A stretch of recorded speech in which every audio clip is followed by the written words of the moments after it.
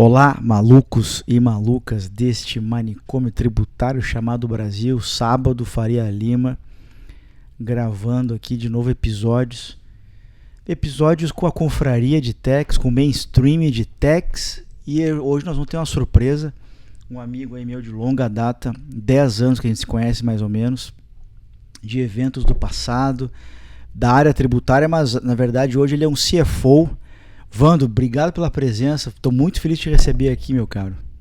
Eu que agradeço o convite, Augusto. Muito prazer estar aqui com você, de fazer parte, dessa jornada sua aí dos podcasts, a qual eu acompanho e acho muito, muito bacana a iniciativa. Parabéns. Obrigado. E um privilégio estar aqui com você hoje. Muito bom. Meu caro, eu queria ter um bate-papo contigo voltado para essa tua transformação como profissional. Você é um cara que teve uma carreira muito bacana em techs, trabalhou em empresa de tecnologia, enfim, e num dado momento foi convidado a assumir essa posição de CFO. A que você atribui isso? Como é que foi o teu posicionamento? O que você acha que foram as tuas fortalezas para chegar nesse posto? Cara, foi muito curioso. De fato, uma formação em techs desde menor aprendiz. Sim. Aos 15 anos já na área tributária, e ali fui crescendo, galgando. E quando eu entrei, por volta ali de 15, 16 anos, era uma multinacional sueca e tinha a figura do diretor tributário, né? Uhum. E ali eu falei, eu quero essa jornada aqui, eu quero essa carreira, me apaixonei por ela. E eu sempre achei que nunca sairia dela. Uhum. Então, eu ao longo da carreira, projetei os meus estudos, minhas decisões, para ser o cara da área tributária. E assim foi, até mais ou menos os 30. Aos 30 anos já peguei uma cadeira de diretoria, em multinacional. E aos 40 anos, 10 anos depois, em cadeira de diretoria de multinacional na área tributária, comecei a repensar se de fato aquele era o teto. Uhum. Mas ao que levou, eu acho que grandes características dos profissionais da área tributária são fortalezas também numa cadeira, por exemplo, numa organização financeira, num CFO, por exemplo. Sim. Então, quando você olha, por exemplo, que o profissional tributário ele tem um pilar de compliance que é importante. Sim. A gente olha, obviamente, o compliance do ponto de vista tributário.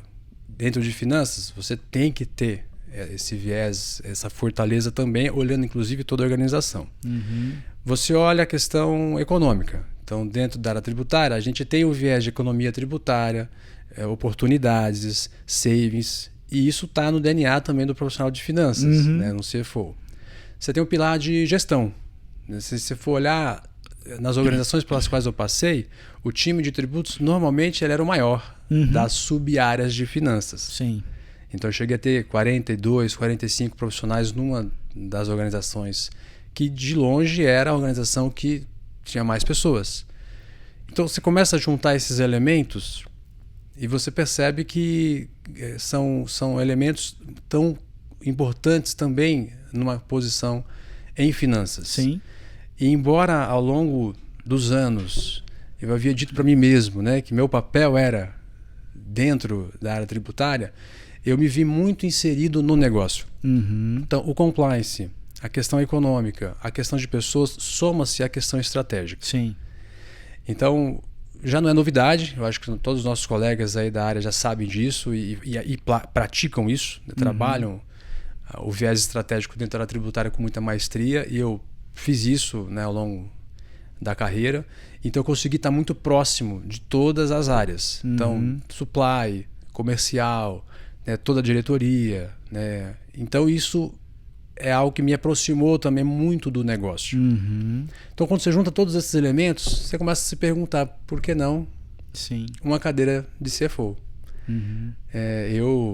Mas esse processo se deu você se perguntando apenas e trabalhando para chegar, ou além disso você começou a também comunicar as lideranças dizendo, olha, se em algum momento vocês tiverem essa oportunidade, eu tenho interesse. Como é que se deu isso? Não, foi curioso porque foi o contrário, Na verdade, Patrícia Paiva, ela era CFO da Coty. Eu lembro.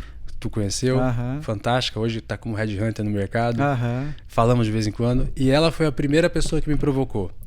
Ela queria fazer a movimentação dela, ela me chamou, Vando, tu não quer ser o meu sucessor? E assim, eu não esperava por esse convite e minha primeira reação foi não, eu gosto do que eu faço, eu gosto onde eu tô. De verdade, eu tão um pouco havia pensado na hipótese quando ela me fez essa primeira pergunta. Sim. E eu não quero. Obrigado, porque ela já estava meio que fazendo um movimento de próximos passos dela na carreira. E o tempo foi passando e aí surgiu um projeto dentro da Coty de uma investida da Coty dos Estados Unidos que queria abrir uma operação no Brasil. Vieram para cá passar uma semana e fizemos uma apresentação para eles do que é Brasil, que é abrir um negócio aqui, como funciona ter um negócio no Brasil. Na época era um negócio de maquiagem. E eu passei a semana junto com eles, junto com Patrícia também. Mostramos bastante sobre como que é fazer operações de negócio no Brasil. E aí, ao final daquela semana, eu fiquei me perguntando, eles vão precisar de um financeiro aqui que tem o olhar, obviamente, tributário, mas que também tem o olhar da operação como um todo. E ao longo daquela semana, eu me perguntando, será que eu me coloco à disposição? E aí quando foi sexta-feira, antes deles irem embora, ao longo da semana aproveitei e consultei ali alguns mentores, né, até te falei um pouco antes de entrarmos aqui, né? Conversei com o Rodrigo Milha, conversei com o Bruno Lourenço, Sim. Pessoas que me acompanham de carreira há muitos anos, e conversei em casa também, porque eu sabia que se eu falasse alguma coisa, a chance de funcionar era muito grande. E eu fui falar com eles, falei com a Patrícia, falei com o pessoal que estava aqui do exterior. Falei, olha, vocês vão precisar de alguém aqui para poder montar essa operação e eu quero fazer isso para vocês. Somos todos da mesma empresa, né? Era uma investida da Coty. E assim que se deu. Então eu vi a oportunidade de montar uma operação no Brasil sendo financeiro / tributário / faz tudo, porque eles estavam trazendo uma pessoa de marketing, uma pessoa do comercial e uma pessoa do financeiro / tributário. E aí aceitaram que eu participasse do projeto e ainda com o chapéu de Coty, eu trabalhei durante 1 ano nesse projeto de constituir uma empresa no Brasil e olhando todas as frentes junto com a pessoa de marketing e a pessoa de comercial. Então foi uma experiência para mim brilhante. Foi onde eu tive então o primeiro contato com a figura de um CFO, embora ainda era o diretor tributário da Coty. Então eu consegui fazer esse test drive ao longo de 1 ano. E curiosamente essa operação ela estava pronta para dar go live, a Coty vendeu. Então e a empresa que comprou pôs on hold a abertura dessa unidade no Brasil. Nisso eu voltei para a Coty, mas ao mesmo tempo a Coty anunciou a venda da Vela. Então eles iriam fazer um spin-off, a Vela era uma divisão da Coty, eles iriam fazer essa separação. E de novo me vi com a oportunidade de entrar dentro do mesmo grupo econômico de empresas, mas num projeto onde poderia assumir uma cadeira de finanças numa empresa que estaria se desmembrando da Coty, mas num ambiente que eu já conhecia. Sim. E o CFO da época estava de saída. Então as coisas os timings começaram a combinar. E aí eu também não pensei 2 vezes, bati na porta lá da General Manager da Vela da ocasião, que também já me conhecia, e falei, essa cadeira de finanças aí, eu tô a fim de tentar, o que você acha? Queria trocar uma ideia sobre essa hipótese. Adoraram a ideia que uma das grandes necessidades naquela ocasião era montar uma operação do zero. Porque a Vela sairia da Coty, teria que montar um centro de distribuição, criar a empresa do zero, CNPJ, representante legal, tudo. Implantação de sistema, criação de time, porque poucas pessoas viriam da Coty. Na verdade, ninguém da parte de back-office, nós teríamos que contratar tudo do zero. E tinha non-compete? Então podia também... Não, algumas eram muito claras que dava para vir, algumas não queriam, né? A operação era muito pequena, e grande parte da área estava também em Goiás, a nossa operação estava em São Paulo, então poderíamos até trazer algumas pessoas. E eles aceitaram a minha candidatura, né? Para poder participar desse projeto. Isso foi no finalzinho de 2019, então eu assumi efetivamente no início de 2020 e mais de 5 anos já se passaram, 5 anos e meio nesse projeto de inicialmente separar os negócios e assumir uma área financeira, a qual eu sou muito grato, muito feliz assim com essa escolha. De verdade, se me perguntasse em 2019, 2018, como a Patrícia me perguntou, eu não queria. Era um negócio que realmente não estava aberto a essa oportunidade, talvez essa possibilidade, até começar a pensar e perceber que de fato os fundamentos não são tão diferentes. E na verdade teria grande oportunidade de aprender coisas novas. E para a gente, aprendizado é tudo. Muito. Então, acrescentar com o nosso conhecimento e aprender naqueles outros elementos ou áreas que talvez não era tão forte. Então, para mim, é o que eu vislumbrava. Eu quero aprender daquilo que eu não sei, contribuir com aquilo que eu sei e vou encarar. E foi assim que eu caí na cadeira de CFO. Muito legal. Eu lembro quando tu foi para Coty, eu acho que porque eu te conheço desde a época da Lenovo, né? Antes da Coty. Eu lembro que eu acho que tu sucedeu o Armando, faz sentido?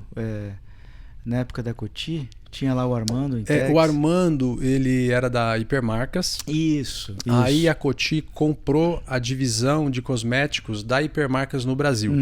E foi quando eu entrei. Então eu interfacei muito com o Armando porque ele estava na parte vendedora da divisão. Sim. E eu na parte compradora. Então eles fizeram o spin-off dessa operação lá dentro. Ele continuou, não sei se ele está lá ainda, mas ele continuou na Hipermarcas, que depois se transformou em Hypera. Sim. E nós assumimos as marcas brasileiras, né, que eram deles dentro do grupo Coty, né, que era Monange, Bozano. Sim, então foi no momento que eu entrei. Então início ali de 2016. E aí ao final de 2016 a Coty comprou Vela, que pertencia até então à P&G. Né? Então foram 2 grandes M&As, né, no ano de 2016, 2017, que era o período eu entrei justamente para isso, né?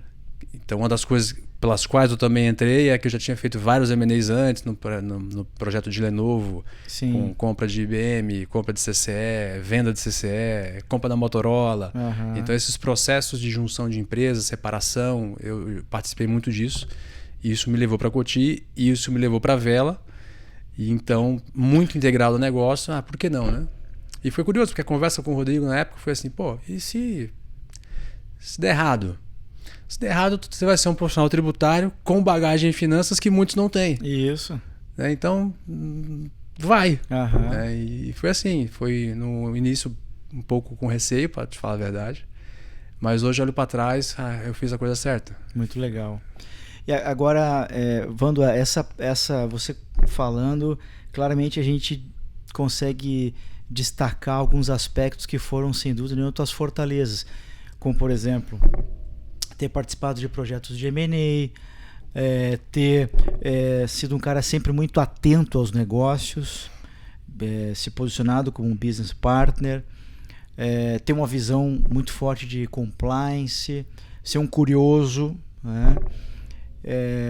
A minha pergunta para ti é a seguinte: quais foram os teus grandes desafios, né, na outra ponta? Puxa, isso aqui me levou para lá. E o que no começo foi mais complicado para ti?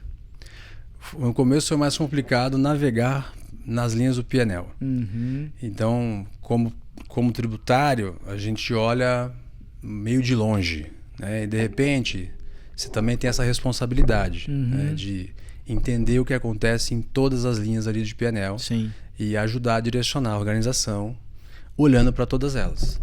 E isso era um negócio que eu não estava acostumado. Sim. E eu até fiz esse disclaimer para a GM na ocasião. Eu falei, olha, eu não sei, eu nunca fiz, eu vou ter que aprender.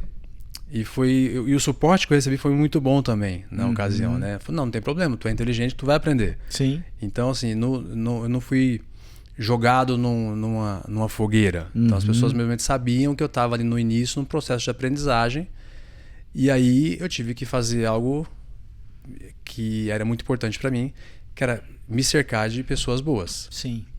Então, como eu peguei a organização no começo, eu tive a oportunidade de trazer pessoas melhores do que eu. Muito legal isso. Que esse sempre foi um dos meus lemas, desde os primórdios da área tributária, contratar pessoas que são melhores do que eu. Sim. Nas suas áreas de competência. E aí foi isso que eu fiz. Eu preciso de uma pessoa que... Eu conheço de contadoria? Conheço. Já fiz contas a pagar, já fiz contabilidade, sou contador.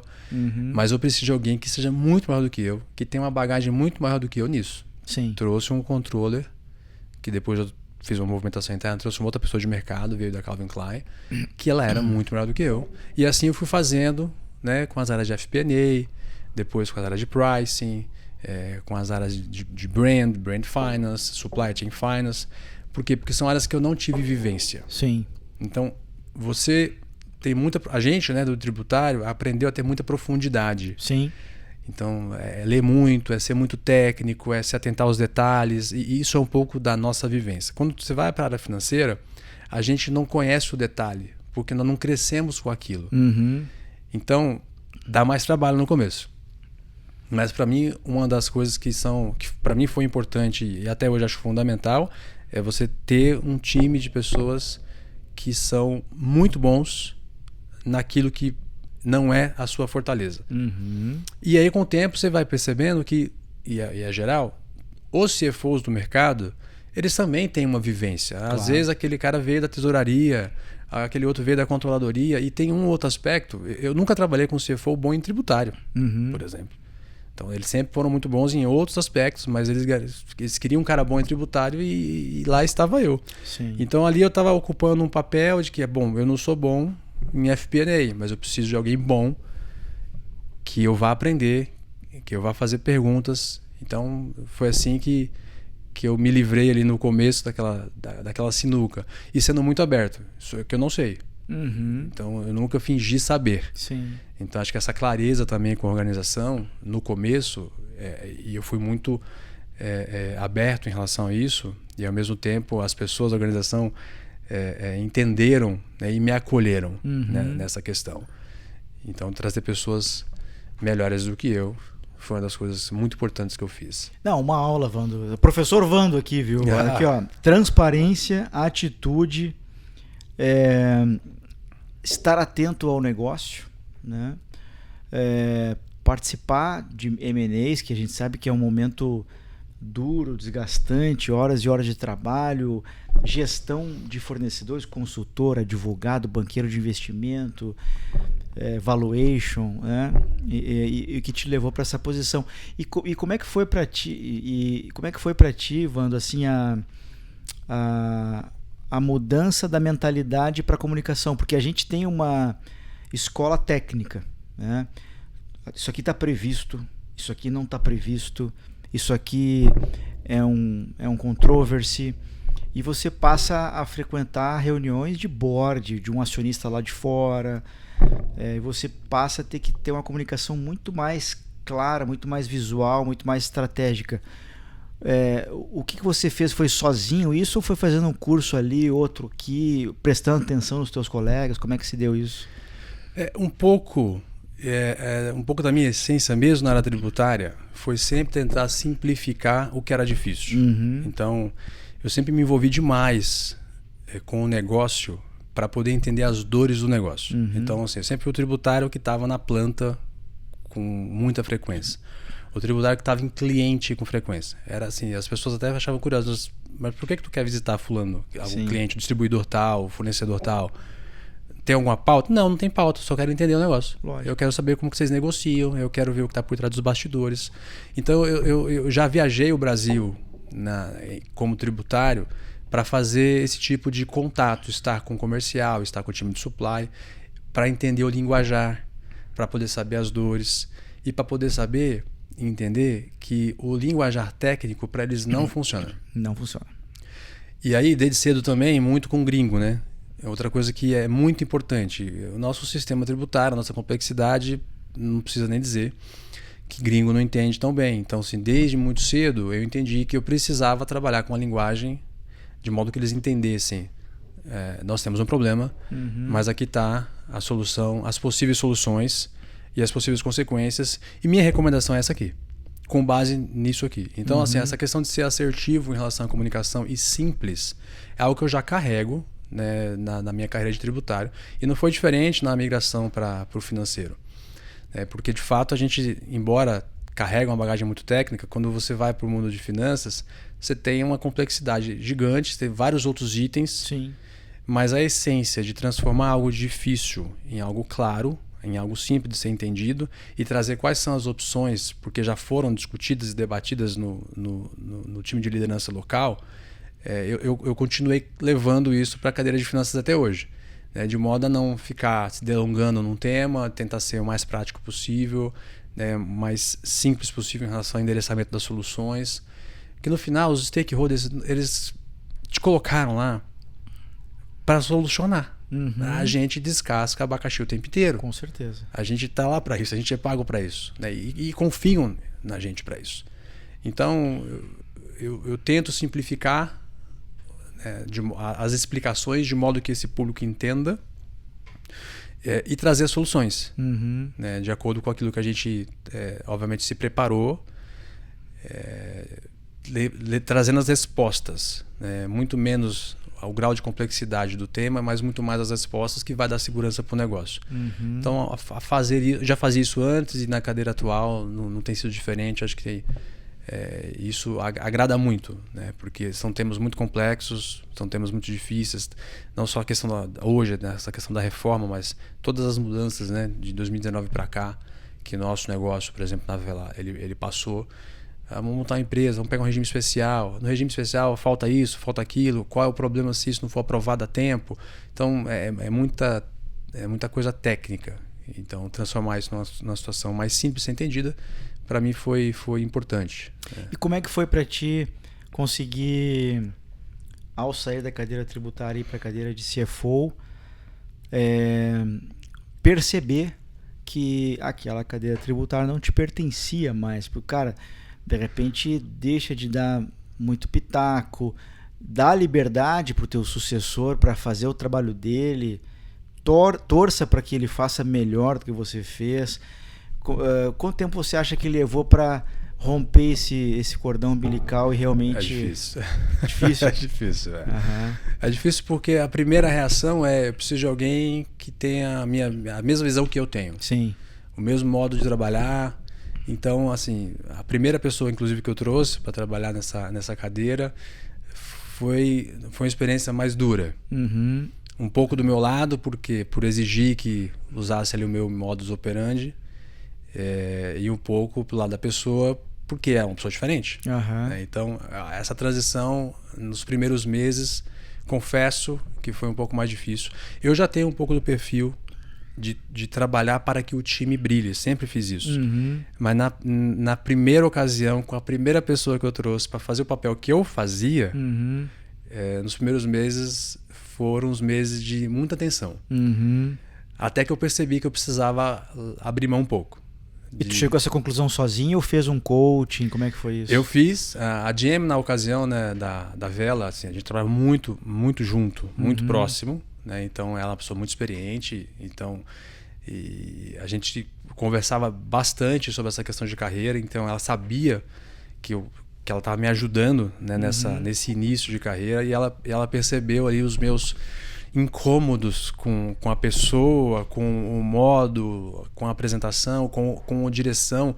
Porque, assim, as pessoas são diferentes, né? Algumas são um pouco mais aversas a risco, outras são um pouco mais ousadas, né? E eu tenho um viés assim, um pouco mais para ousadia, com segurança, do que para aversão a risco. Então, chega temas que você fala, mas eu não concordo. Que a gente tem que fazer o caminho A, a pessoa está batendo no caminho B, que é um pouco da essência. E aí você percebe que não dá para você... Até porque você tem outros temas, vários outros temas que você tem que se preocupar. Assim, eu preciso escolher uma pessoa que tem o perfil que eu entendo que é o que a empresa precisa. Nisso eu fiz uma troca. A gente fez uma troca de profissional, trouxe uma pessoa mais alinhada com o que a empresa precisava naquela ocasião. E mesmo assim a gente discorda, mas eu entendi que eu preciso dar espaço, que a pessoa precisa tomar as decisões. A gente conversa muito, sim, mas é a máxima de o time vencer. Sim. Então, eu falo isso para os meus diretos. Teu time tem que brilhar, como num jogo. O técnico ele é ovacionado se o time jogou bem em campo. O time não põe o pé na bola, mas se o time jogou bem, o técnico é ovacionado. Falo isso para eles. E nessa ocasião eu tive que aplicar isso para mim também. Então, eu vou trazer alguém de mercado, uma pessoa que tem os mesmos valores, mais ou menos entender quais são as necessidades da companhia nesse momento, e vou deixar essa pessoa trabalhar. Funcionou. No começo dá aquela vontade de entrar um pouco mais, sim, mas a gente acaba sendo envolvido em tanto assunto que você não tem mais tempo. Essa que é a real. Então, eu preciso de uma pessoa que eu confie. Estou com uma pessoa lá hoje que eu confio super, sim, muito competente, e que eu não primeiro que não dá tempo, segundo que hoje eu não preciso entrar nas minúcias. E tem que ser assim, porque quanto mais assunto surge, se você tiver que entrar nos detalhes de tudo, você não dá conta. Não dá mesmo. Mas no começo confesso que dá aquela... Sim, eu imagino que sim. Eu faria diferente, mas eu concordo com você. Sabe? Porque tem coisas que não tem certo e errado, tem coisas que dá pra você fazer de mais de um jeito. E aí você não deixa, não vou criar casa aqui não. Sim. E passados 5 anos, Vando, na cadeira, porque a minha experiência trabalhando com diferentes CFOs, CEOs, eu sempre vejo neles 3 características possíveis. Ou aquele cara mais operação, que gosta muito de olhar os custos, a operação, se envolve com produção, logística e tal. O cara mais comercial, que sabe que fresh money se cria realmente vendendo, então o cara que suporta mais a área comercial, tenta criar operações de funding aqui e ali, melhorar crédito, aliviar no rating um cliente ou outro, enfim. E o outro cara que é um cara finanças, o cara aquele que gosta de estar com banco, de fechar operações estruturadas, de emitir bonds, enfim. Você se considera qual dos 3? Porque você pode dizer, eu sou os 3, mas tem um que se destaca. Qual que se destaca mais? É o comercial. Eu imaginei. É o comercial. O pessoal hoje da Vela, assim, e eu falo isso com orgulho, muitos vendedores, gerentes comerciais, eles sabem que o Soci foi o mais comercial que eles conheceram. Uhum. Então eu tenho contato com distribuidores, donos de perfumaria, por estar com eles, né, com donos de salão, que a gente atende salões aí pelo Brasil afora, em São Paulo, fora de São Paulo. Então estar com o comercial é algo que eu gosto muito. Uhum. A linguagem deles, tentar entender quais são as travas, destravar. Às vezes é uma questão de crédito, às vezes é uma questão de prazo, às vezes é uma questão de preço, de tabela. E acho que a minha cabeça ela tá para negócio, para fazer a venda acontecer, para poder destravar as operações entre, no nosso caso, Vela e seus parceiros de negócio, seja distribuidor, lojista.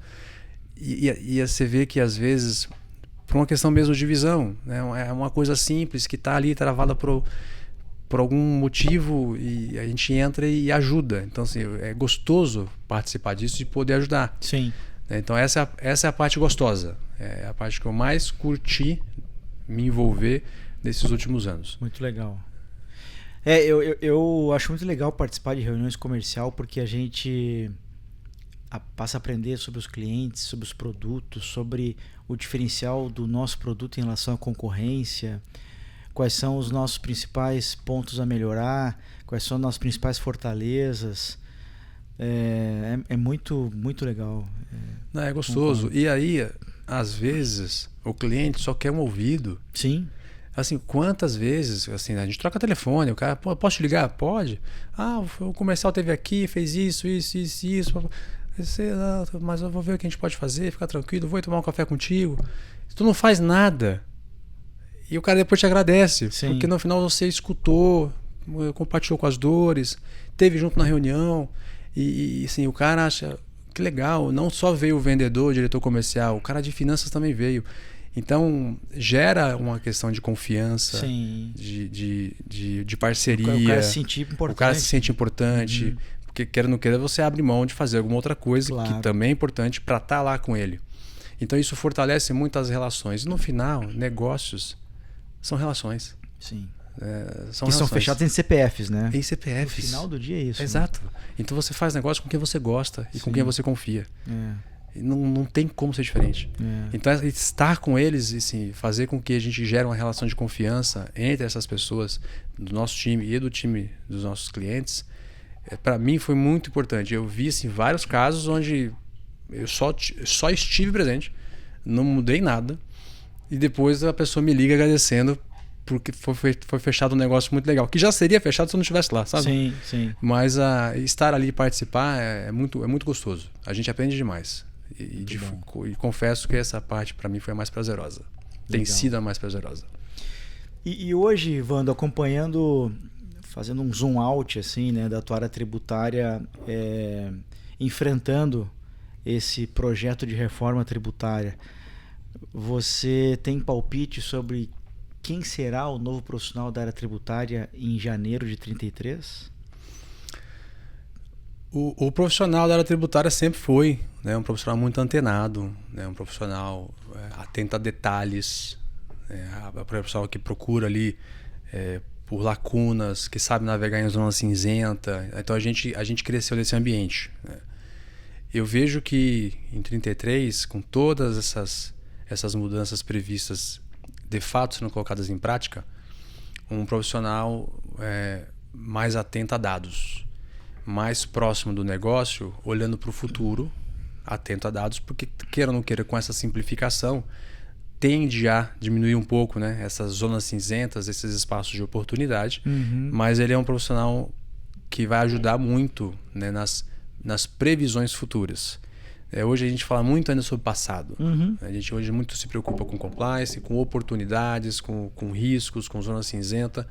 E essa é uma das grandes fortalezas, né, dos nossos profissionais atuais. O profissional do futuro é um profissional de dados, um profissional de inteligência artificial, é um profissional de tecnologia, é um cara que vai ajudar a destravar negócios olhando para frente, né, e suportando todas as áreas. Que, como a gente sabe, a reforma é um programa, né? A gente, inclusive dentro de casa a gente não chama de projeto, é um programa cross que passa por todas as áreas. Total. Tá assim, envolvendo todo mundo. E é um profissional cada vez mais conectado com todas as áreas. Então ele tem que navegar bem. Então é uma pessoa de relacionamento também. É uma pessoa que tem que saber navegar bem em todas as áreas. Não é mais aquele cara extremamente técnico que sabe falar o linguajar tributário. Não. Ele vai ter que entender exatamente a dor, como é hoje, mas acho que numa escala mais aprofundada. Sim. De toda a organização. Então é um cara muito relacional. Então um cara de dados. Concordo. Com uma fortaleza de relacionamento muito grande. Então uma pessoa que não sabe lidar bem com pessoas, uma pessoa que não gosta de pessoas, uma pessoa que tem dificuldade de se relacionar, vai ter dificuldade. Minha visão. Não, eu concordo 100% contigo, Vando. E pensando no futuro dos negócios, né, pós-reforma, janeiro de 33, você como CFO espera uma redução do time tributário ou você acha que vai mudar a configuração? Eu tenho defendido muito a ideia de que algumas empresas têm, por exemplo, o HRBP, né? Então o RH de aproximação tem lá em finanças, tem em comercial, tem na manufatura, o contadoria também, você tem na manufatura, tem no comercial, etc. E eu acho que existe uma grande oportunidade para que talvez as áreas tributárias elas não reduzam, mas elas sejam realocadas. Então assim, a gente passar a ter, por exemplo, um especialista tributário dentro do compras, cuidando de pricing, olhando negociação com fornecedores, um outro dentro do comercial, um outro eventualmente na operação, cuidando de custo, de logística, um outro dando um apoio para a contabilidade, enfim. Qual é a sua visão? Você espera uma redução da área tributária ou uma realocação? Eu acho que é muito cedo para falar em redução. Também acho. O projeto ele é um projeto longo e depois que ele realmente migra em 33, né, pelo formato que está previsto, ainda tem algum tempo, né, de adequação. Mas eu entendo sim que a gente vai... por mais que concordo com a realocação, acho que isso sim é o caminho, mas também com redução, principalmente da parte core, da sim. parte que diz respeito ao puro compliance. Obrigação acessória. Porque eu confio muito na questão de dados e inteligência artificial. Então, o mundo está acelerando demais nessa questão. E o governo brasileiro, queira ou não queira também... É o mais acelerado do mundo. É o mais acelerado do mundo, é isso aí. Então, quando você vê tudo o que a gente já fez e está fazendo, está prevendo, assim, eu fico admirado que a hora que eu vejo isso, sabe que você fica assim, rapaz, será que isso vai acontecer mesmo? Porque é um projeto bonito. Sim. E muita coisa a gente já mostrou que a gente tem capacidade de fazer. Então, eu espero sim uma redução, principalmente nessa parte hoje que é mais relacionada ao compliance tributário. Ele tende a ser mais simples, com a evolução natural da utilização de dados com inteligência artificial. Perfeito. A parte estratégica, de fato, eu preciso estar perto do business. E o modelo como de HRBP, eu acho que vai funcionar muito bem, sim, na tributária. Gosto dessa visão. Sabe que eu tive aqui, na época que eu gravava ainda em Curitiba, o nosso podcast está se tornando cada vez mais itinerante. Eu gravei em Curitiba, gravei em Porto Alegre. A gente está negociando com alguns amigos para gravar no Rio de Janeiro, gravar em Belo Horizonte. Daqui a pouco está a Europa, Estados Unidos. Isso, a gente chega lá. Vamos né? lá. Um convidado que eu recebi, querido amigo Francisco Inocêncio, que trabalha na Secretaria de Fazenda do Paraná, ele me falou uma frase muito forte. Ele falou: Augusto, a gente tem nota fiscal eletrônica. Eu não preciso de mais nada. É isso aí. A gente precisa mudar a mentalidade. Porque toda aquela parafernália de ECD, contribuições, DCTF, isso é para tentar combater o mau contribuinte. Mas o bom contribuinte, cara, ele, nota fiscal eletrônica, eu sei quanto ele pagou, eu sei quanto eu sei qual crédito que ele está usando, não tem essa dúvida, né? Então eu concordo muito contigo. O Brasil gostaria muito que alguém dentro do Ministério da Fazenda tivesse, por exemplo, sendo aqui um pouco old fashion, fazendo uma planilha em que diga assim: essa informação aqui aparece 6, 7, 8 vezes em diferentes obrigações acessórias e é desnecessário. Então a gente pode matar essa obrigação acessória, pode matar aquela ali, etc. É por aí, né? É por aí. Eu acho que vai chegar lá. Né? Nós vimos isso na época de Dacom. Isso. Né? Então, ela conviveu ali por algum tempo, né? com os SPEDs da vida até que morreu. Então acho que demora um pouco, porque o governo, obviamente, ele precisa ter segurança de que aquele dado que ele tem é suficiente. Mas a evolução tecnológica hoje ela é muito mais rápida do que era 10 anos atrás. Sim. E assim continuará sendo. Então, por isso que eu acho que no final, ali, em 2033, o mundo vai estar diferente. A rapidez com que as coisas evoluem, a rapidez com que as inteligências artificiais que estão no mercado hoje evoluirão até lá, vai dar permissões para que o nosso governo e as empresas trabalhem de uma maneira mais smart. E tem que ser. Isso sim, isso ajuda a reduzir o custo da companhia, o custo do Brasil, e esses profissionais serão alocados. Trabalho para todo mundo sempre terá, isso Sim. Não tem a menor dúvida. Sim. Não, é um ponto legal, tu falou assim, que o governo, e eu vou fazer uma pequeníssima alteração que eu sei tu vai concordar. Na verdade, quando tu fala o governo, é o Estado, né? Porque assim, outra coisa que eu tenho defendido, a reforma é um projeto de Estado, né? Então, assim, quando o Vando disse o governo, ele não disse o Lula, nem o Bolsonaro, nem o Estado brasileiro. Tarcísio, não é isso. A gente está falando assim, o Estado brasileiro. A gente está dando um banho de bola, por exemplo, em muitos países da Europa que nesse momento estão se batendo, fazendo nota fiscal eletrônica. A gente faz há 15 anos isso, a mais, né? Então, a gente precisa aproveitar essa vanguarda aí para se tornar um país, do ponto de vista do ambiente de negócios, melhor.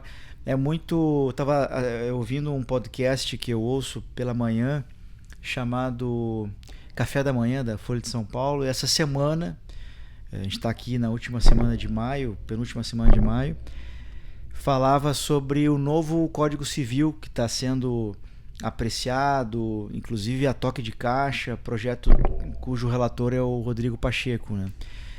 E é lamentável o que está acontecendo. A gente tem códigos civis hoje, por exemplo, na Europa, na França, 1804, na Alemanha, também século XIX. O Brasil precisava fazer essa inovação em 2002, mas não precisa mexer agora, entendeu? Ele tem que ser, a gente tem que ter uma legislação cada vez mais principiológica do que esse monte de detalhe que a gente tem que... Por que a gente faz isso? Para fugir do sonegador, para fugir do picareta. Então eu acho que é uma grande oportunidade para a gente mudar a mentalidade de negócio do país, né? Tem uma grande oportunidade. Acho que a gente tem uma preocupação exacerbada com as regras, com os detalhes, e deveria ser com um princípio. Né? E a coisa vai se ajustando. Porque o mal pagador, aquele picareta, vai sempre existir. Vai existir, isso. Ele não vai ser banido completamente. Não. Ele tem que ser o menor, né? E o Estado se preocupar com aqueles que estão fazendo a coisa certa. Isso. Acho que é um pouco do que vai acontecer. Acho que esse cenário que eu vejo assim, com tanta evolução que a gente tem hoje na captura de dados, na utilização deles, nas inteligências artificiais. E o que se espera no mindset. As pessoas vão evoluindo, né? As organizações vão evoluindo. É um pouco do que eu espero lá para frente. Perfeito. Meu caro, quem é o Vando que não tá no LinkedIn? O Vando que não tá no LinkedIn é um pai de 2 filhos lindos, Arthur, de 14 anos. 14. E Heitor, de 7, casado com uma esposa maravilhosa há 25 anos, Adriana, que curto muito família, então apaixonado pela minha família, por passar tempo com os meus filhos e com os demais também, né? Pai, mãe, sogro, sogra, cunhado, etc. É uma coisa que eu gosto muito de fazer.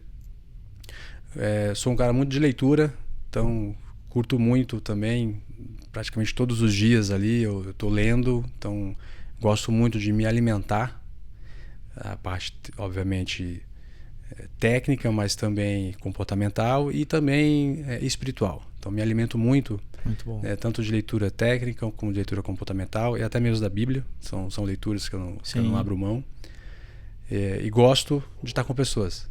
Então acho que relacionamentos ali são importantes. Então é o churrasco no final de semana, são as reuniões ali, tenta aproveitar ao máximo possível. Tu te aventura na churrasqueira então? O tempo todo. Gosto de fazer umas farras aí na churrasqueira de vez em quando. É um pouquinho do que a gente faz. Tento cuidar da saúde, exercício físico com regularidade. O que tu faz? Corre, musculação? Musculação e aeróbico, que envolve um pouco de corrida. Não sou atleta, né, que nem o Ivan que teve aqui esse tempo atrás, né? Não, longe de ser o Ivan atleta. É um monstro, né? Não, o cara é impressionante.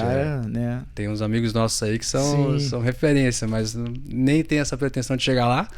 Mas a ideia é se cuidar, porque no final, menos o físico e mais o mental. Sim.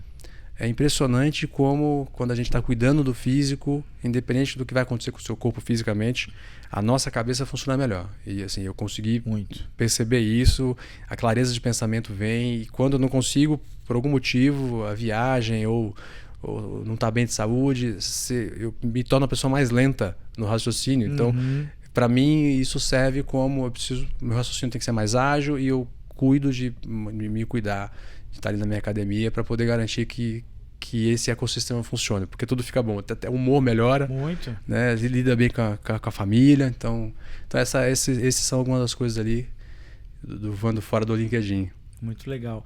Sabe que eu não sei se foi influência dele, talvez sim, talvez não. Aliás, eu vou citar aqui um outro amigo nosso que tá para vir aqui, a gente não consegue fechar a agenda nunca porque ele mora no exterior. O Lionel já está há alguns anos correndo também, né? Correndo legal. Maratona, tudo. Aliás, eu te conheci na época, ele na Dell, você na Lenovo, a gente estava num evento. E o Lionel já fez algumas maratonas aí, enfim, ele tá levando isso aí também bem a sério. Legal. Eu vou estar com ele em junho, ele vai estar em São Paulo, talvez a oportunidade de você tentar gravar com ele, figura. É uma pessoa que eu admiro muito também. Verdade. Trocamos muito na época de tecnologia, né? Muito bom, exatamente. Meu caro, e dentre esses livros que você deu algumas pistas aqui, mas tem uma indicação que você daria para a turma? Puxa, esse livro aqui mudou completamente a minha ideia. Eu tenho um presente para te dar. Sempre os convidados aqui ganham um exemplar do meu livro. Vou ver qual que está aqui, que é o teu, né? Hoje eu estou fazendo 8 gravações. Olha que legal. Aí ao longo do dia. E tem um aqui que eu reservei para ti, com toda certeza. Mas me cita um livro aí que você... Esse aqui é o teu, ó. Esse aqui é um presente tão singelo pela muito tua generosidade de vir aqui. Que legal. E se você puder citar uma indicação também. Show, valeu. Ó. Eu leio bastante, assim, bastante na minha concepção, né? Um livro a cada 1 mês e meio, 2. Então, para mim, eu acho que eu tento ler todos os dias. Então, os últimos 3 do Flávio Augusto, né? Ponto de Inflexão. Esse livro eu achei fantástico. É muito bom. Então, assim, um pouco da história dele, mas eu gostei muito dos insights que esse livro trouxe, porque na nossa vida existem pontos de inflexão o tempo todo. Sim. Você tem que tomar uma decisão sobre carreira, trajeto que você vai tomar. Então eu gostei muito, super indico. Você teria coragem de começar um negócio com 20 mil reais do cheque especial? Tá vendo? Tá vendo? Então, assim, são insights assim, do lado do empreendedorismo, mas que também dá para ser aplicado dentro dos negócios, que eu gostei muito do livro dele.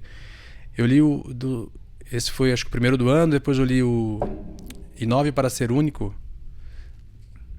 Salvo engano, é isso, Inove para Ser Único, do Jonathan Alves. Uhum. Ele é um empreendedor brasileiro de uma indústria no Espírito Santo, de cosméticos. Uhum. Muito interessante, muito bacana também, os insights de como sair, né, daquela situação de um pequeno empreendedor e arriscar para conseguir fazer algo grande. Turnaround. E agora eu estou terminando o do Dale Carnegie, sobre que é famosíssimo, né? Centenário, de como fazer amigos e influenciar pessoas. Sim. Mas assim, de todos os que eu li, quando você perguntou qual que você... Cara, O Poder da Ação. Uhum. O Poder da Ação foi o primeiro assim que eu li e falei, rapaz, esse livro aqui... ele de fato, o tema dele, você consegue aplicar na tua vida. Uhum. Então acho que quem não leu, é um clássico também, mas muita gente não conhece. É um livro que eu li, que me apaixonei por esse livro. E agora, este que estou terminando agora, de como fazer amigos e influenciar pessoas, principalmente para nós gestores, ele é muito poderoso. A gente, quanto mais tempo passa na carreira, mais você está lidando com pessoas. Total. A gente faz isso em casa, nas relações familiares, mas liderar um time com 20, 30, 40 pessoas não é simples, ou uma organização com 200, 300 pessoas não é simples. E ali traz lições e insights poderosíssimos sobre como lidar com pessoas. E assim, os insights são muito bons. Então acho que esse livro eu gostei demais também. Super recomendo quem não leu.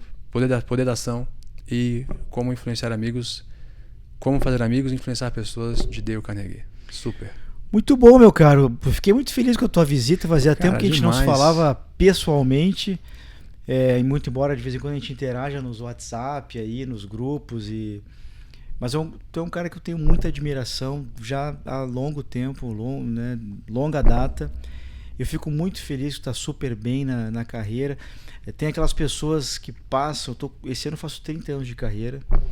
E existem pessoas que te influenciam, pessoas que te marcam, pessoas que você tenta copiar alguma coisinha que ela faz, você aprende uma outra coisa, tudo. Então, com certeza, uma delas, uma das pessoas assim, que me influenciou, segue me influenciando, acho muito legal, fiquei muito feliz com a tua presença. Muito obrigado, cara, pelo convite, é honrado mesmo, né, porque nessa cadeira sentaram pessoas assim que eu tanto admiro também, assim como você. Obrigado. Né, nos conhecemos há muito tempo e ver sua trajetória, não só no mundo tributário, mas agora também, né? Sim. Nas mídias. Isso. Fazendo aí todos os seus treinamentos e o podcast. É muito, muito legal. Admiro bastante o seu trabalho. Obrigado pelo livro, vou ler com carinho. E com certeza terei insights bastante interessantes no livro também. E obrigado pelo convite. Maravilha, meu caro. Eu tenho aqui alguns reclames. Você sabe que me acha, né, nas redes sociais, no Instagram como Augusto Flores Oficial. E eu tô também no meu website www.augustoflores.com.br ou também no www.mtxeduca. O que tem lá, Augusto? Pô, tem palestras minhas, tem livros que você pode comprar, tem a Biblioteca do Augusto, livros que eu esse ano estou usando para o clube de leitura que eu criei. Esse ano a minha turma de mentoria coletiva, quem adquiriu no início do ano a mentoria coletiva, aliás, qualquer mês do ano, adquire também automaticamente o clube de leitura. Então são 4 livros que eu elegi no ano para a gente debater. Lá na minha página tem esses livros, tem os meus livros também que você pode achar na Amazon, pode achar na editora Viseu. E aqui um agradecimento especial para Ávola, Registro de Marcas. Todas as minhas marcas, Manicômio Tributário, Augusto Flores, MTX Educação, Pitacos Corporativos, que é o meu novo podcast. Agora, além do Manicômio Tributário, eu tenho também Pitacos Corporativos, procura lá no Spotify. São pílulas de 3, 5, 7 minutos. Não tem vídeo, é eu falando. Então, você vai ver que tem áudios. Eu chegando no aeroporto, tive um insight, eu falo ali. Eu mando pro maluco do meu sócio, que é o Marcelo, ele edita e manda pro podcast chamado Pitacos Corporativos. Eu tô na praia, esses dias gravei em Búzios, estava em Búzios caminhando, me veio um insight, eu gravei lá, tem barulho de onda, tudo.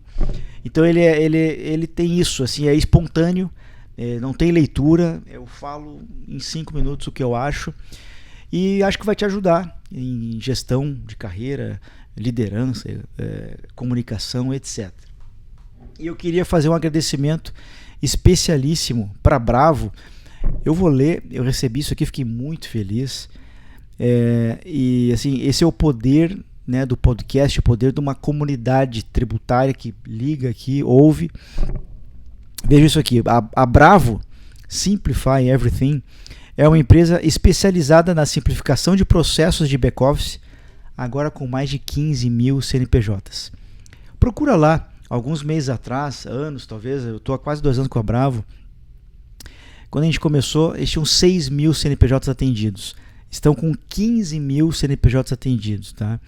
E ênfase nos processos tributários e financeiros por meio de soluções tecnológicas e serviços de BPO oferecidos por um centro de excelência com alto padrão de qualidade e performance. Manda um e-mail lá então para Bravo, manicomiotributário@bravocorp.com.br, e também mande um e-mail se você tiver curiosidade, quer registrar a marca, marcas@avola.com.br. Enquanto estava falando, estava rolando aqui uns QR Codes, umas landing pages por aqui. Fala com a turma, tem desconto. Eu ouvi no Manicômio Tributário, o Augusto disse que tem desconto. Tem desconto, procura lá, a turma vai conceder, eu tenho certeza. Tá bom? Muito obrigado.